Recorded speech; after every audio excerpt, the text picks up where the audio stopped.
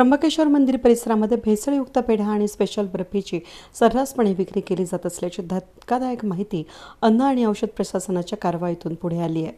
भेसळयुक्त मावा सदृश्य स्पेशल बर्फीपासून पेढा आणि कलाकंद बर्फी तयार करण्यात येत असून ती विक्री होत असल्याचं आढळून आलंय। भेसळयुक्त पेढा आणि बर्फी विक्री केली जात असल्याने भाविकांमध्ये संतापाच्या प्रतिक्रिया व्यक्त झाल्या आहेत।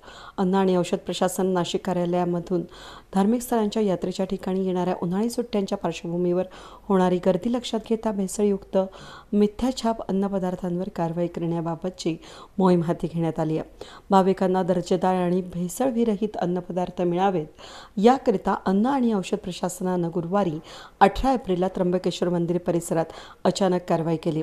अन्न सुरक्षा अधिकारी गोपाल कासार, योगेश देशमुख, प्रमोद पाटील आणि अश्विनी पाटील यांनी छापा टाकत तपास केला। त्र्यंबकेश्वर येथील मेन रोडचे भोलानाथ स्वीट्स या ठिकाणाहून एकूण 78 किलो कुंदा 37,440 रुपयांचा, छत्रपती शिवाजी महाराज चौकामधील नित्यानंद पेढा सेंटरमधील स्वीट हलवा श्याम या ठिकाणाहून 22 किलो 6,600 रुपये, 13 किलो किंमत 3,900 रुपये आणि भोले हर प्रसाद पेढा प्रसाद भांडार उत्तर दरवाजा त्र्यंबकेश्वर या ठिकाणाहून भेसळयुक्त पदार्थांचे नमुने जप्त केलेत।